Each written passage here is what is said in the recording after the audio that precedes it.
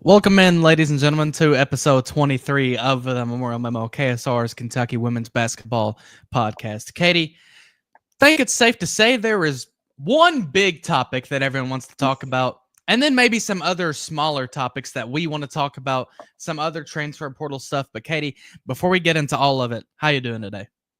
I'm doing pretty good. It's been very rainy here in Lexington and had a pretty scary night the other night with the tornadoes and stuff. But other than that, I'm good. Yeah, me and my roommate, we were actually huddled in our bathroom at like 3 in the morning. Was it Wednesday night? Yeah. Because there was that warning that in Fayette County there was, the tornado warning, and so we're like, all right, time to go hide in the bathroom because that's the only safe spot I we slept have.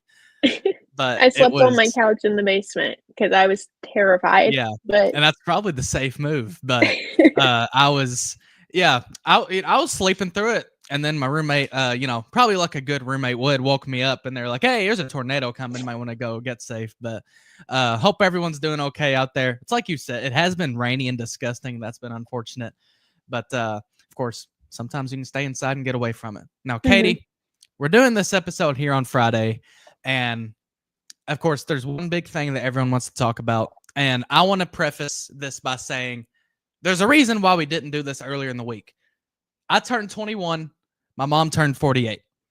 I didn't feel like having this conversation until I got a minute to celebrate. But now that I've done that, and thank you all for the birthday wishes that I got. Thank you all so much. But Katie, I think it's safe to say Cassidy Rowe is the big topic around BBN, around Kentucky women's basketball. Mhm. Yeah. Cassidy, before I even dive into opinions and whatnot, I think it's important that we just kind of go straight into the facts, right? Just kind of Mhm. what exactly happened. So I don't remember the day. It was sometime last week, I believe. Cassidy Rowe comes out on social media, and it's this big, long, very articulated, very, very, how would you put, strategically worded post Mhm. about how she's stepping away from basketball and will be going for her PT, right? Is that what it is? Yeah. Yeah, PT degree in graduate school. Um, I tweeted some clarification that blew up because basically, in short, Kenny Brooks he asked Cassidy to transfer. Now, there's some people, Katie, who have been combative with me and saying that he didn't ask her to transfer. Well, say it however you want. What Because I guess you know, really what was probably said is you no longer have a spot on this team. Now, Katie, saying those words and asking her to transfer are essentially the same thing, right? It's up to Cassidy Rowe to either transfer or to retire from basketball. You know what I mean? And like when Kenny Mhm. Brooks says, "Hey, you don't have a spot here anymore," it's up to her to transfer or not. So essentially, he's asking her to transfer, but she just decided to retire, right? Mhm. I'm mainly now, Katie. We're gonna get into opinions, and this is my first one, and it's kind of not even totally related. I'm disappointed in as the situation was unfolding, as some facts were coming out. Fellow media members, people that I really like, people that I really respect, people that we've had the pleasure of talking to, right? I'm very disappointed that there's been a lot of people who've let their opinions get in the way of their reporting of this because, Katie, don't get me wrong. When we're just spitballing here and we're just talking to talk, I don't think there's anything wrong with, well, this is what I think. This is what I believe needs to Mhm. happen. But Katie, I genuinely believe, it's like KSR and capital J journalism do not always go hand in hand. I'll freely admit. But Katie, I believe like it is our duty as like media people, as journalists, whatever you want to call us, when we're breaking a story or reporting a story, it's not about us. This is never about us. It ain't about Phoenix Stevens. It ain't about Katie Hutchison. It's about Cassidy Rowe. It's about Kenny Brooks. It's about the team. It shouldn't be, well, here's what I think, and this is happening. To me, Katie, people should just be reporting the facts, right? People Mhm. should just be, given the facts rather than their 2 cents. And it's disappointing because I think it's fair that people would disagree with what Kenny, with Kenny dismissing her or asking her to step away from the team, right? I think that is fair. I think it's fair that that's your opinion, fine, but don't let that get in the way of your reporting. Some media people who didn't even really watch the team, didn't really follow the team, who have a loud voice in BBN chipping in on this. It's like, well, dude, you didn't even watch the team. Like, you were at 2 games. Like, who are you to say anything? What do you know about the situation? Yeah. I would say like 9 out of the 10 people on Twitter, Katie, who were like, I'm never watching a game again. This is ridiculous. They didn't watch in the first place. Yeah. I had the poster behind me. I don't know if they could point out who was on there. And before I let you go, I just want to give, again, I guess my kind of opinion on it because I wanted to, give myself time, but also give you time without us having to go back and forth, I guess. Katie, my opinion, first and foremost, right? What I think, I wouldn't have done it. I would not have pulled her scholarship. I would not have, as some people would say, kicked her off the team. That's just me. But Katie, I try to look at both sides of things, right? I do not have millions of dollars and my livelihood riding on the line based on if I win basketball games. I just sit here in front of my computer and this mic and headset and yap about the team. I type little, 300, 500 word articles about the team. I don't have millions and my livelihood on the line, right? My whole job is just to talk. My job isn't to actually go out and win those basketball games. So, Katie, at the end of the day, and this is what I don't get too. Like Kenny's job is to go out and get the best players. I think it's pretty fair. And Kentucky Football Nation replies, listen to her father's interview with Alan Cutler. I did. We did, yeah. I did. Yeah, we both did. It was, Lonnie. I've gotten to know him a little bit. Great guy. Lonnie's an awesome guy. Gotten to know Cassidy a little bit. She's an awesome person. I mean, what do you expect Lonnie to go on the radio and say? He's going to defend his daughter like he should. But you have to try to look at this from both perspectives, right? Again, like I said, Kenny has a job to do. He has to go win basketball games. At the end of the day, Katie, she averaged 1.6 points, shot 28.3%, and then 23.3% from deep. Does Kenny Brooks need 15 roster spots to make a championship team? Probably not. But who am I to say, when he has all that riding on the line? And let's just ignore the fact, people talk about, well, Cassidy didn't get that for senior night. She didn't get to have, and that sucks. It truly does. But Katie, how are we just going to ignore she got a free ride to a kinesiology degree? She got to play 3 years wearing the Kentucky blue and white. Just so you know, that's 3 years more than I did, 3 years more than you did, 3 years more than most Kentucky kids did. I get it, guys. Like, I grew up playing basketball in my backyard, wearing my Kentucky t-shirt and blue basketball shorts because I wanted to, be on the 2012 national title team, right? I know what it's like to be a Kentucky kid and to have this dream and to love this school. But my thing is, Katie, this is only as big as a deal as it has been because Cassidy Rowe is from Kentucky. Sanaya Tyler was, in essence, the situation with Sanaya and Cassidy are the exact same. Sanaya was more productive. Where's the outcry for Sanaya? Because she's from, I think it's Florissant, Missouri. She doesn't get the same outcry. To me, that's just a little ridiculous. She got to Cassidy Rowe had 3 really good years here. And that's more than 99% of people get.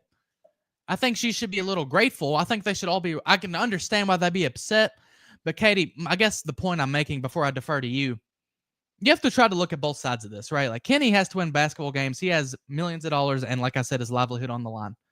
I hate it for Cassidy, but at the end of the day, you had 3 years to prove your worth on this team.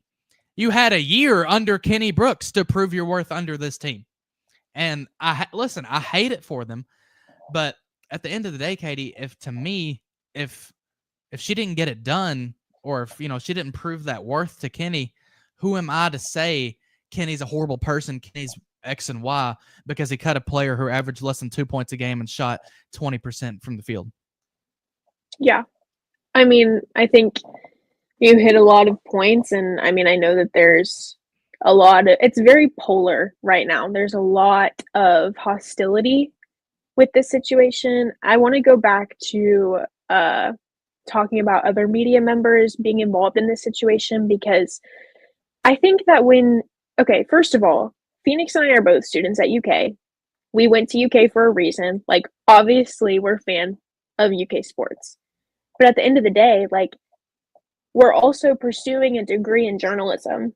And the first thing that you're taught as a journalism student at UK is to be as objective as you possibly can.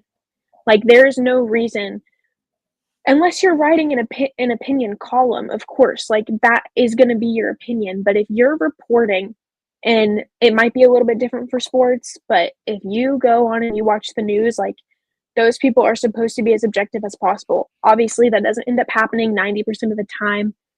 When you're really passionate about something, it's going to be hard for you to keep your mouth shut. I think that even on the board, which I'm sure a lot of y'all are on KS board, we were talking about the situation. I was feeling a certain type of way about it the day it happened. And I think that came out of shock, and I was just shocked that it happened, because neither of us were really expecting it. Like you said, I probably wouldn't have done it, but then again, I'm not a coach trying to win championships. Like, it really is a tough job. I think that as a coach, if you are sympathetic, if you feel bad for all of your players and their situations, then you're not a good coach. You cannot possibly feel bad if your job is to come into a program and win a championship. This is not YMCA basketball. Like, nobody is getting a participation trophy in college. That's not how it works. I wouldn't have done it. I think that she put everything into this program. I think that she deserves, her flowers. I think that everybody is giving her the love that she's worked so hard for. But like you said, she had 3 years to prove herself that she belonged on this team as a productive player, and that didn't happen. And what's so weird about it is we would go to open practices and watch her, and she's making every shot. So what's the difference when you're getting out on the court and you're shooting 28% from the field? I don't know. It's really a tough situation, because I think that people are struggling to separate Coach Brooks' personal life from his coaching life. And those are not the same thing. I would bet money, and neither of us have talked to him. Nobody really knows, like, if he's going to come out and say anything. Like, at this point, I don't really think that you need to. I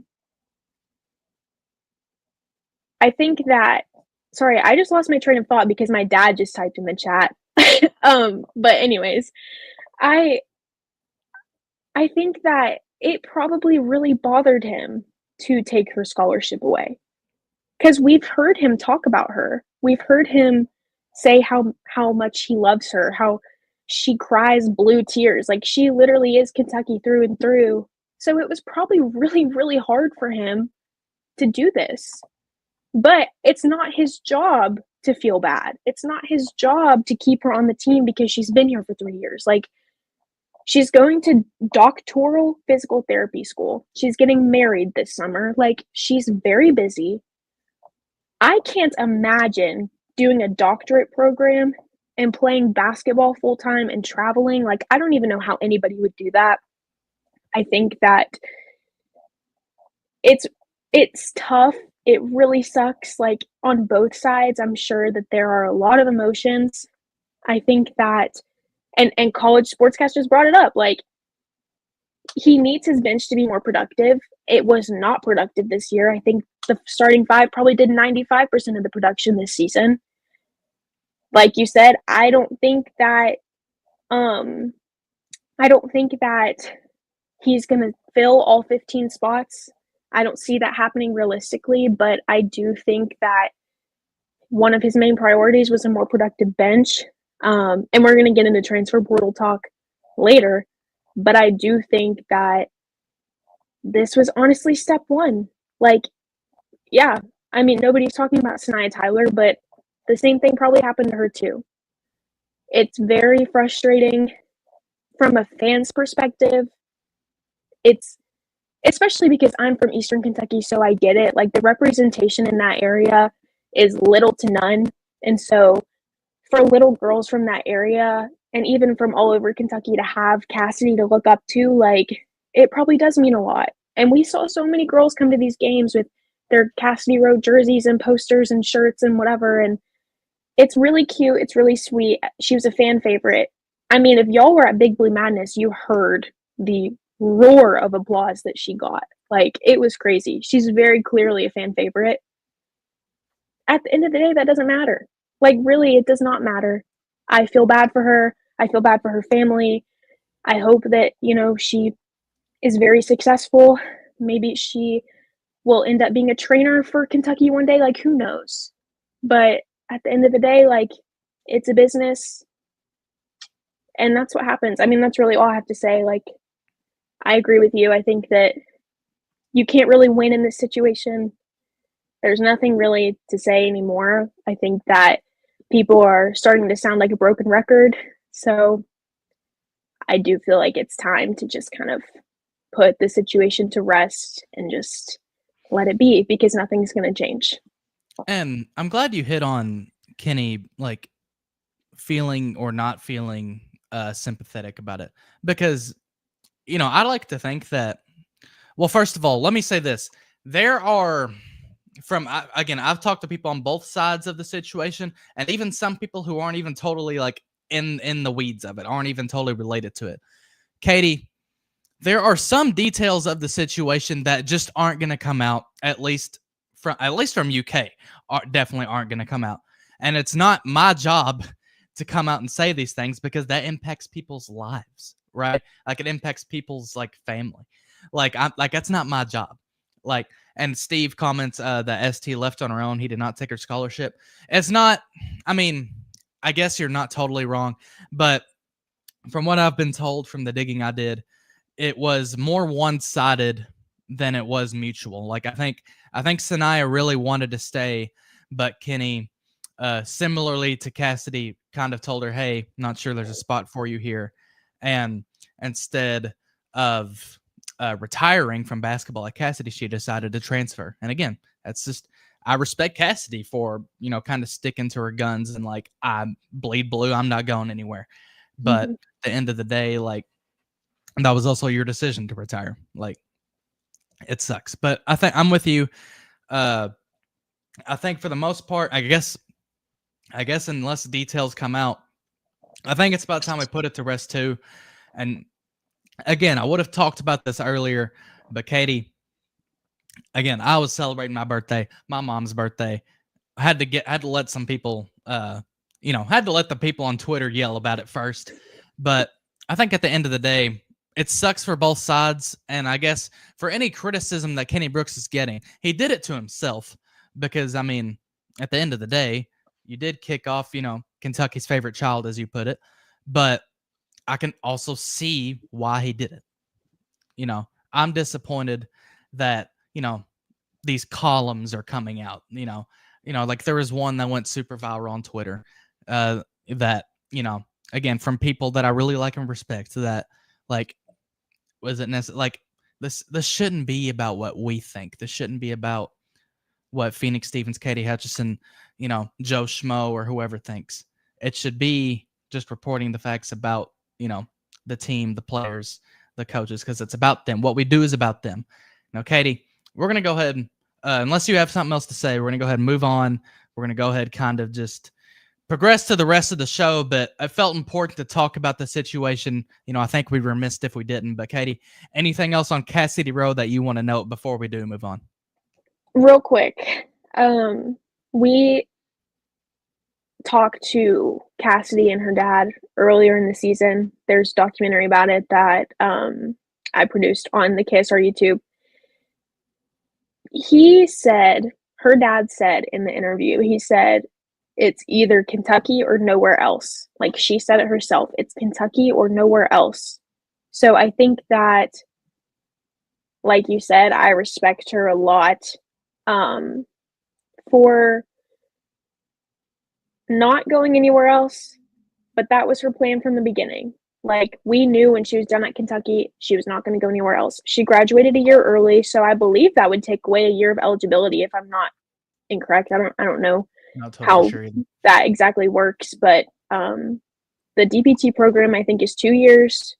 2 years in that program, playing basketball, traveling. Like, I don't even know if the program would really allow her to do that. I know it's very hands-on, and it's definitely a lot tougher than just like a graduate physical therapy program. Before we stop talking about her, I want to wish her the best. I want to wish her family the best. I know that this is probably really hard for them. And a lot of people have brought up the affordability of college. I'm sure both of us know that college is very expensive. It's just, I don't know, like, that's just the way that it is. Like, everyone has to pay for college. Everybody has to like go through these programs and do whatever. Like, it's tough. It sucks. I hope that she's successful. I hope everything goes well for her. And I'm sure she'll be a great physical therapist one day, truly, because I feel like that's what she's made for, to care for people. That's all I have to say. Paying for college may be expensive, but you got 3 of those for free. Mm-hmm. Can't feel, I'm sorry for her. I don't feel that sorry. It is what it is. But Katie, moving on. Finally, right? Like, we talked about this. And thanks to Quentin, who comments, thank you for both being fair and looking at it from both sides. Also a great job that you all have done for covering the women's team this season. Well, of course, because that's why we're here. Like, again, I'll freely admit KSR is not like, we are not like the Lexington Herald Leader and like strict with our journalistic ways. Like, I get, like, we're a bunch of, like, well, I'm not going to call you a moron. Like, I'm just a moron with a mic, and Katie's just not a moron, but not quite the Herald Leader with mics, whatever you want to call that. But you know what I mean? Like, I get KSR. Like, that's our thing, that we're in the most ridiculous manner possible. That's our thing. But at the end of the day, Katie, there still is a little bit of journalistic integrity I think that people need to have. Not just us, but media people in general. Keep your opinion out of it whenever you're reporting the facts. That's just me. Yeah, I agree with that. I mean, I think it's okay to share your opinion every once in a while, but don't let it affect the way that you report something, because, like, really, you have to report both sides. And that's, I think, what we did. It's what we definitely tried to do. I know people don't love it, but look, love us or hate us, you're still here. To steal a quote from Jacob Pollock from Here Comes the Boom. Now, Katie, Josie Gilvin, man, let me tell you, I was really excited whenever someone, I like how someone commented, one person's a moron, another's a genius. Probably something along those lines. I'll freely admit I'm a moron. I'm not going to call Katie that. I'll be the genius. I'll take that. Katie will be the genius here. But Josie Gilvin takes a visit to Kentucky. I was told that Katie averages 13.1 points, 6.3 rebounds, but she shoots 41.3% from deep. Went to Sacred Heart Academy in Louisville. She'd be a senior this upcoming season. Katie, I feel really good about where Kentucky's at in this recruitment. I feel like, I'm not going to say it's a lock, but Katie, I feel really good about where Kentucky's at. I think Josie Gilvin could very well be the first commitment Kenny Brooks and the team gets this offseason. Yeah, I think it would be very solid too. I mean, of course, we haven't really seen many huge names in the portal yet. And I'm assuming it'll start to ramp up once the tournament ends. I'm sure that there will be a lot of new entries in the upcoming weeks, but I think having a really good, solid first commit would be really helpful for Kenny, especially in this situation, just being able to get people's like attention off of the situation into the future, because there is a season coming up next year. Like, the team is still playing, like, it still exists. It's not just, we're not talking about last season anymore. Like, let's talk about next season and Josie Gilvin, who's a very good player. And I hope that it works out for Kentucky. Like you said, I think we're in a good place, and yeah. Yeah, I think with Josie, like, she's a great shooter, but Katie, more than anything, I think she's really dynamic, and I think she's athletic enough to be able to defend in the SEC, which really encourages me. Now, Cody McMahon, this is an interesting one, because I was told Kentucky had contacted Cody McMahon, and I think Talia reported the same thing. This is an interesting one. Cody McMahon, at the time she entered the portal, was the biggest name in the portal. Obviously, now it's either Olivia Miles or Tonight Letson. Take your pick. But Katie, Cody McMahon, 3-time All Big Ten first team player, averaged 16.5 points, 4.7 rebounds per game. But really, the kind of surprising thing with her is that her 3-point shooting has really taken a leap this season. A career like 24, 25% shooter. Well, she shot 37% from deep this season. Cody McMahon, now she's an interesting player, Katie, because she's 6 foot, kind of plays like a forward more than so like a guard or a wing. But Katie, Cody McMahon from Ohio State, I'm really interested to see about her too. Yeah, I actually found this really interesting because before this, I literally was looking at the ESPN website.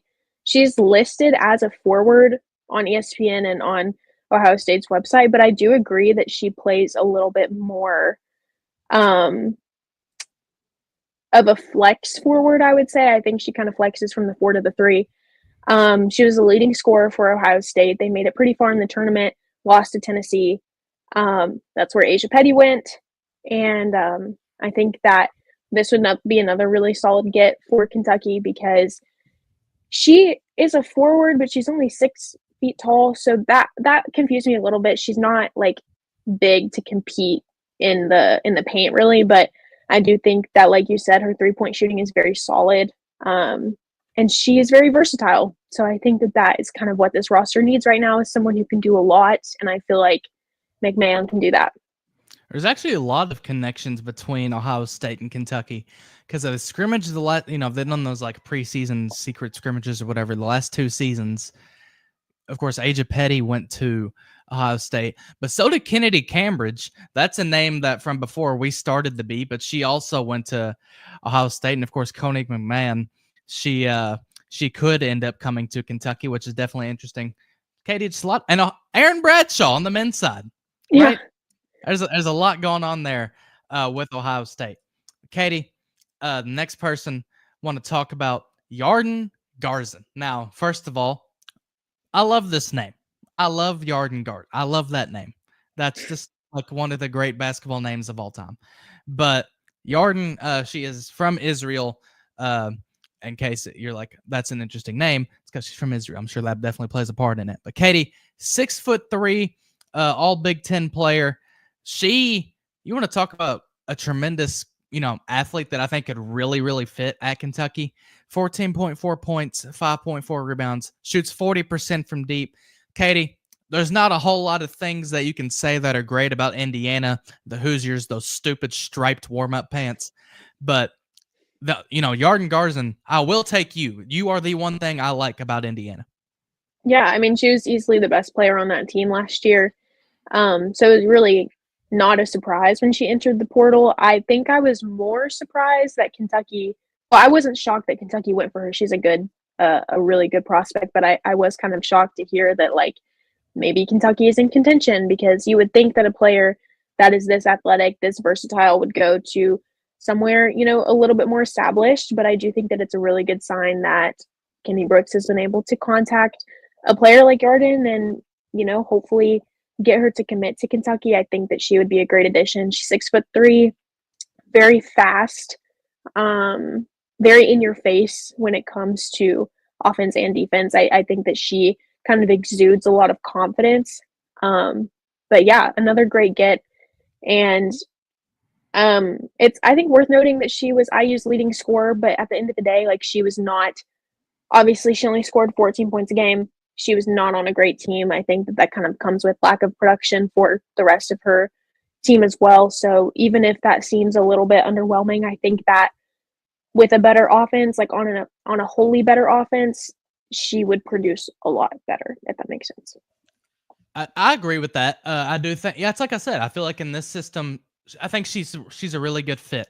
Mm-hmm. There's a lot of 6'3" kids on the roster, like a lot of those kind of Amelia Hassett, Tiani Keys, but Kaylin Carroll's, Lexi Bluesing, though they're a little bit shorter. But I think Yarden's another one that would really fit. I do want to point out 10 Set Pistols comment about Clara Strack asking if she'll be preseason All-American saying that she'll almost certainly be preseason All SEC. All American's a tough one because, I mean, there's just so many great players in the country. Like you have Betts, like Lauren Betts at UCLA. I can't think of all at the top of my head, but there's a lot of really good players that, and again, the thing with All American and All SEC teams, you know, it's not even like positionally based anymore. And I feel like it used to be. Like now you'll just see like 5 of the best kids, which is fine. But I feel like it used to be like your best shooting guard, point guard, shooting guard, small forward, power forward, center. And then the second team was 1 through 5, and the third team is 1 through 5. But I feel like now it's just like, well, heck, the SEC teams now are like, here's 9 people for the first team, here's 9 people for the second team. Like it's just all out of whack. But I think you're right about Clara Strack being preseason All SEC, All American though. I don't know, maybe a stretch. But Katie, I'm not going to say it's impossible either. Yeah, I was going to say I think that maybe you give her another year. Because even though this year was really, really good, I do think that next year will be really good for her as well. Having those 2 really good years. I mean, it took Georgia Amore 4 years to be an All-American. So I think just give Clara Strack some time. She'll prove herself there. And I think that, preseason All SEC is very, very probable, but I'm not really sure about All-American this year. Maybe next. Now, Katie, you're going to love this comment because it comes from a guy named Sean. I think you might know Sean. He may or may not be my dad. Last name is Hutchison. Just a pretty good guess it might be your dad. But I like his comment because he asked if they checked on Gracie Merkel from Penn State. I don't know. Now, Gracie's an interesting one because she has a do not contact tag. Now, again, I think we talked about this whenever Clara Silva entered the portal. It doesn't always mean the kid knows where they're going. A lot of times, and I think what it meant with Clara too, is that sometimes they just don't want to be contacted by schools, like talk to my agent instead of me kind of thing. So I don't think Gracie Merkel knows where she's going. I don't know. I'm not saying she has or hasn't. I just don't know. I don't have that verified information. I try to only put things out there if I know 100% that it's happened. But at the end of the day, I don't know. But I agree. She would, add some much needed size and physicality to the front line because, Katie, I think of that Texas game where Kentucky got, dominated down low. I said a different word and Kenny Brooks didn't like it. But, you look at that, Katie, and I think Gracie Merkel could be a good addition. I just don't know if it's going to happen. Yeah, I think that, like you said, I mean, I don't think she knows where she's going yet. I feel like if she knew, if that do not contact meant that she knew, we would probably already have hints as to where that would be. Yeah. I think that she's such a big prospect that I'm sure she's getting a lot of offers from all over the place, like Iowa and Indiana in the chat. Like, those are really good, well, sort of good programs that had off seasons this year, but historically pretty good.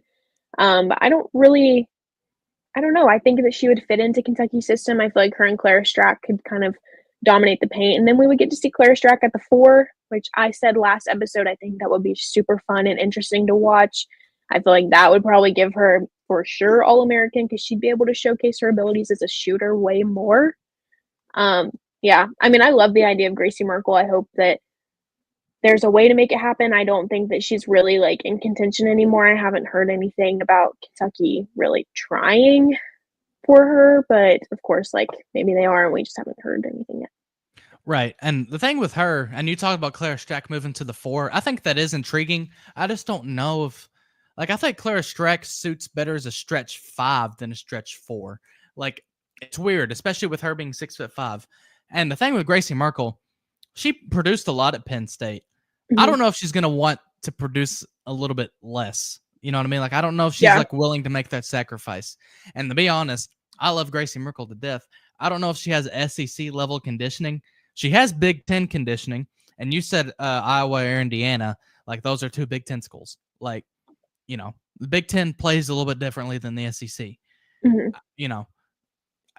I just don't know if Gracie Merkel could do it here. Maybe she could. I don't know. But regardless, definitely don't know if Kentucky is in the mix there at all, for sure or not. But Katie, someone Kentucky has contacted. I got this last night at like 1 in the morning. Yuting Deng from Auburn. Let me tell you again, another all-time name. Love what we're doing here. Deng hails from China. Now, Katie, you see a lot of players come internationally to the United States and play, and they have rough first seasons, a la Clara Silva. That was not at all the case with Yuting Deng. Averaged 11.8 points and shot 36.5% from deep. And Katie, she was a freshman. She was a freshman at Auburn, all SEC freshman. Katie Yuting Deng, another person who, again, she's only 6 foot. I think could add some much needed depth at the guard position. Yeah, I mean, as a freshman, she also joined the team in January. I think that's worth noting. She only played in 12 games for Auburn. I did research about this today. She joined the team in January. I think the 15th is when it How did I not specifically notice that? came out. They added 2 players on the roster in the middle of January, which I didn't even know you were allowed to do, which is crazy. But yeah, Auburn had kind of a weird year. They weren't the greatest. They weren't awful, but they definitely weren't that great. She didn't play against Kentucky because she wasn't on the team when they played Kentucky. I think I actually can't remember that for sure. Don't quote me on that. But she played in 12 games. 9 of the 12 were losses, but she played really well. 11.8 points per game, 2.5 rebounds per game. To be honest, I did not watch a lot of Auburn women's basketball because I really didn't know that she was on the team. That's what I'm saying. Like, I researched it today, joined the team in January, because I was like, I've never heard of this person before. Very interesting. I think she would be a good get. I watched a little bit of film. She's very quick, and I think that she would be a great get. I can't believe I'm just now seeing this because I thought I did research, but you clearly outdid me here. Now, Katie, Kentucky played Auburn on January 12th, right? She actually appeared for Auburn their next game on the 16th against Texas and played the rest of the season. So Yuting Deng, she actually appeared right after they played Kentucky, so we didn't see her. But I think it's pretty interesting that you have the situation where you can get. I mean, Katie, I feel like an all SEC freshman falls into your lap. I feel like you kind of take that. Mm-hmm. Yeah, I agree with that. I mean, of course, like, she doesn't have a lot of film to show, but she has some impressive film to show. I feel like that's important, and obviously Kentucky sees something in her, and I hope that they get to see more of her this season by getting her on the team. Now, 10-cent pistol read our mind because he brought up Matthew Mitchell being hired at Houston. That is exactly what we're about to talk about. Because, Katie, the words that came out of my mouth just now, Matthew Mitchell is hired at Houston. I mean, I thought that guy was never going to coach again. I didn't think he would. Now, I kind of learned not that long ago, I guess a little bit before he was hired at Houston, he hired like a new agency or something. And basically, he wanted to get back into coaching. I think he wanted to when Kentucky opened up last season, and it just didn't work out. But now he's at Houston. Houston, for you people who aren't as familiar with women's basketball and you're just now getting into it, women's basketball, I don't know what else to compare them to than Vanderbilt on the men's side historically. They haven't been to a tournament since 2011. I think that kind of tells you all you need to know. They haven't made it past the first weekend, I don't think, since I was born. Maybe a little bit shortly after that. But Houston basketball, not great. Matthew Mitchell hoping to go there and revive them. Katie, how about Matthew Mitchell, who took Kentucky to 3 Elite Eights, looking to I can't even say revive the Cougars, looking to bring them back to, or not even back to life, just to life in general. Yeah, I mean, Houston was 5-25 this last season, and they lost their first game of the season to UTRGV, which is University of Texas, I think Rio Grande Valley. Very tough loss. They only won 5 games this season. Clearly needed some kind of change. I'm not surprised that Matthew Mitchell is back. I did not think that Houston would be the spot. I think that he really does have the ability to revive this program. I don't think it's going to happen this season. It's going to be really tough for him, especially in a short amount of time. I mean, he doesn't really have a lot of time to build a really good roster. Um, I think he's very, very talented. He's always been a great recruiter, so hopefully it works out for him. Luckily, Houston and Kentucky don't have to play each other, except in the NCAA tournament. Like, who knows what's going to happen? But I think that this season could still probably be pretty rough with the rebuilding, but I think that he's going to do a great job, and I hope he succeeds. Well, Katie, this is where we vie for the home and home. This is where, since Matthew Mitchell's at Houston, we say, let's do a home and home. That should be an easy home and home for Kentucky, where they should go 2-0 there. But, I hope Matthew Mitchell succeeds with down there in Houston. I just don't know if they will. I don't know the resources that they're willing to dump into women's basketball, considering how good their men's basketball program is, under Kelvin Sampson. Like, I just don't know what they're willing to put into it. I have a comment about Maya Hazelton. She was recruited by Kenny Brooks at Virginia Tech. She was there, entered the portal. They're not going to go after her. I mean, honestly, I think the belief, and you may think this is ironic, is that they don't think she's very good, even though they recruited her to Virginia Tech. I just don't think Hazelton is someone in play at Kentucky. Talk to someone about it. It just doesn't seem like that's the case. Now, Katie, I want to talk to you about this next topic because you're the one that kind of let me in on it.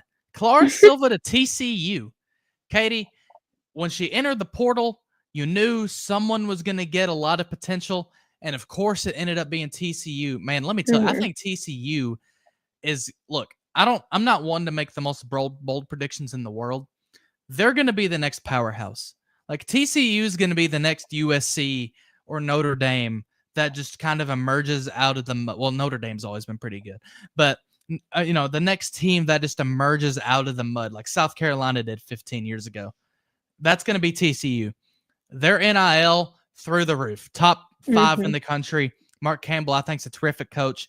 She joins Maddie Shear down in Fort Worth. Maddie Shear played at Kentucky last season, of course, our first season covering the team. But Katie, tell me, how did this unfold, Clara Silva to TCU? Well, here's the deal. I didn't do any digging on my own. My brother texted me and he said, Clara Silva's going to TCU. I was like, how did you know that? And he wouldn't tell me for a really long time. It's his birthday also, so happy birthday to my brother. Thank you for telling me about Clara Silva. I was shocked, but after doing a little bit of just looking at the roster for next season for TCU, they don't really have any kind of size returning for them. They're losing Sedona Prince. She was really their only legit size. And I think that she kind of turned out to be not as rewarding as they had anticipated. Of course, TCU just lost to Texas in the tournament, and it was a very low-scoring game. No one was really producing. They're losing Haley Van Lith, who is very talented. She's definitely going to go in the WNBA draft pretty quickly, I would say. But I do think that she actually has a chance to play here and start here and be very talented. I think TCU is very good at developing their bigs. I hope that it works out for her because I think that,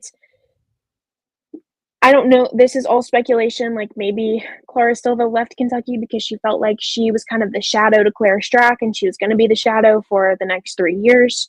I think that TCU is a really good fit for her. Talked about how conferences play differently.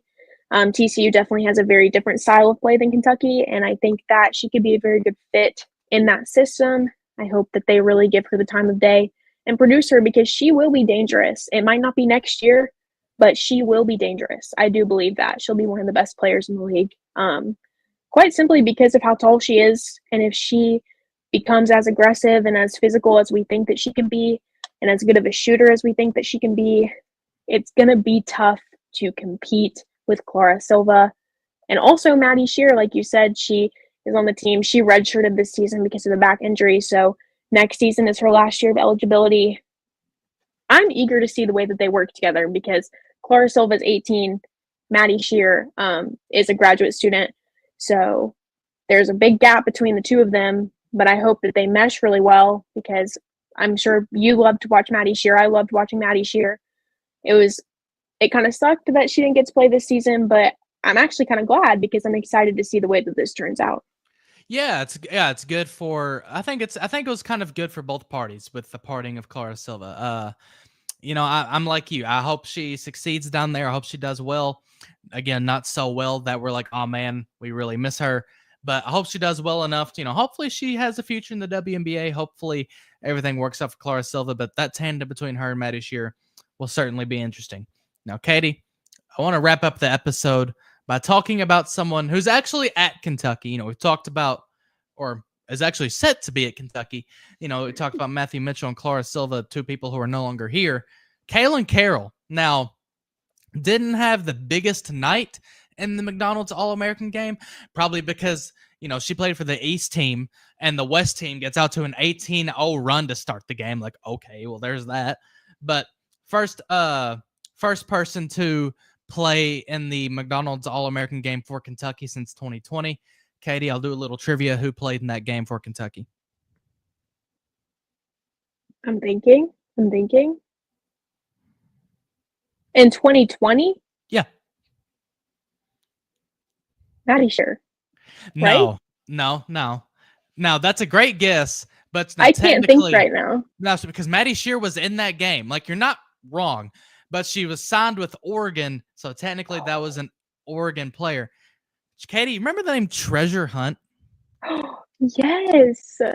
Again, I feel like I've said it 100 times this episode, but all-time basketball name, Treasure Hunt. But yeah, she was, of course, her career didn't end at Kentucky, but she was signed with Kentucky, was here for a little bit, then left, but she was the last one. I hope Kaylin Carroll's time at Kentucky is a little bit better, but I don't see why it can't be. I watched that game, Katie, and again, she didn't have like a massive productive night, but she's gonna add some shooting on the wing. She's not just. I think she reminds me a lot of Amelia Hassett. It's fair to say. I think she can get down low and bang around if need be. But Katie, I think she's a really good shooter and pretty solid defensively too. I'm really excited to see what Kaylin Carroll's gonna bring. Yeah, I mean, she only played 15 minutes in this game, and she clearly was not having a great night. But we've seen her play a lot better than that. So I'm not worried. I'm still very excited about her coming to Kentucky. And I think that with Kaylin Carroll, it's going to be like a little bit of a Lexi Blue situation where you give her the reps and you put her on the court, but you don't start her. You don't really like see a lot of production from her the first season, but you have to give her that year to kind of learn the ropes and learn how to play in the SEC. In college basketball, it's going to be very different for her, but she's very talented, and I'm excited to see what she can do. I like this comment from DizFan9212 says, saw this interesting stat the other day, 23% of D1 women's players are in the portal. Is the portal killing the women's side? I miss the days where players stayed 4 years. I can't say it's killing it because, Katie, I think really and truthfully, there's more parity in women's basketball than there ever was. I mean, you want a great example. Liberty almost knocked Kentucky out of the NCAA tournament. Now, let me say, and this is kind of a thought I've had for a while but never said because it's not really supported by anything other than my opinion, but I feel like the game of women's basketball is probably a decade behind men's basketball in terms of how it flows and how things go, right? I think with the Caitlin Clark thing, that was Stephen Curry, like for the women's side. Like hit him in like 2015, or 2014, 15. Well, you have her in 2024, really kind of exploding the women's game. And of course, the men's game's always been big, but you get my point. And I think this is a situation where in women's basketball, I mean, UConn didn't lose a game for 4 years in a row. Like, there's more parity in women's basketball now that there's ever been. Granted, not a ton, right? If you would have told me at the beginning of the season, the Final Four was, Texas, South Carolina, UCLA, UConn, I would have said, okay, I believe you. Seems like a legit Final Four. Seems like that's probably what it's going to be. But, again, like the winner of the national title, it's probably going to be South Carolina or UConn. And, well, anyone could have guessed that. But, you're seeing more losses. You're seeing more different outcomes. There's more parity. I don't know. I wouldn't say the transfer portal is killing the sport. I do think it sucks. Sometimes you don't see a kid see it out for 4 years at a school. But Katie, I think generally, as far as the sports well-being goes, I'd say the transfer portal is probably a good thing. I actually agree. I think that it is a good thing. I think that what we're seeing is, actually, I'm going to provide some context. I think that when it comes to women's players, it's not as gapped. Like there are some exceptions like Caitlin Clark or Paige Beckers or anyone like that. Any of the big names could probably solo anybody else in women's basketball. But I think that when you take these big D1 schools, I would say like Power 4 big D1 schools, a player from that roster and a player from another roster, and you put them one-on-one, I would say it'd be pretty even. And I think that what's happening with the transfer portal is it's giving bigger schools an opportunity to get the bigger players. I think that what we're seeing is the slow build of women's basketball powerhouses that aren't South Carolina, that aren't Texas, that aren't UConn. So I'm excited to see the way that women's basketball evolves with the transfer portal. I think it's a good thing. I think that it's, a lot of people have their thoughts about NIL and should there be a cap on what players are getting paid and whatever. But I think that allowing different schools to get really good players on a better team is going to be really exciting and probably help the teams individually and help the sport as a whole when it comes to ratings and, who's watching, where are the games being shown on TV, because let's bring up baller TV again. Like, what is that? And maybe the games will actually be shown on ESPN for once. Who knows? Yeah, I'm with you. Like, I mean, you look at the ratings, and yeah, they're down from I saw that ESPN put out a graphic where from the 2023 tournament to now the ratings are up like 40%.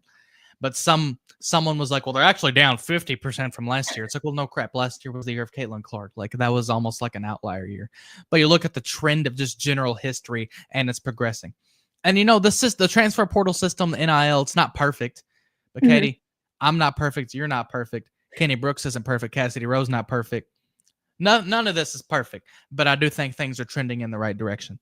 Katie, I think we're going to put a bow on this episode. It's been a good one. You have to have some conversations that sometimes are just uncomfortable to have. And I think it's good to hopefully, like I said, we talked about Cassidy Rowe. I hope that situation is pretty much put to rest. I guess if some other details come out, we probably have to talk about it. But I hope for the most part that's done. But Katie, I'm more excited to look forward to the future. What about you? Yeah, I'm really excited. And I just want to say thanks to everybody who watched, because I know a lot of y'all probably came for the Cassidy Rowe talk, but I see a lot of y'all stayed and watched. So I really appreciate the excitement for next season. Yeah. Well, that's the thing. You have people who are like, I'm never watching a game again. Okay, you probably didn't watch a game anyway. Good riddance. Like, there's a lot of people still excited for this program, still excited for what's to come. And I think that's the way it should be. It sucks, but Katie, there's still a ton to be excited about. KS Board has been popping with women's basketball stuff. I'm not one to sell stuff, Katie, but $1 for your first week. Get on KS Board. We got some intel over there. Some things that we can't say on the podcast, some stuff we can't. And Nick, I agree. Katie is amazing. Let's just get your face palm, and I'm assuming. Oh my gosh, that's my boyfriend. But that's awesome. There we go. I agree, Katie's boyfriend. Maybe not as much as you agree, though. All right, we're gonna go ahead and get out of here. Katie, before we do, is there anything you need to say again before we put a bow on the episode? No, I think I'm good. I'm just excited for next season. Well, there you go. Katie's boyfriend and her dad, both in the chat. Let me say, I love the family support. That's really neat. But Phoenix Stevens, alongside Katie Hutchison, subscribe to the KSR YouTube channel. Like, comment, subscribe, do all those great things. Like I said, been a good one. We're going to get out of here. We will see you all next time.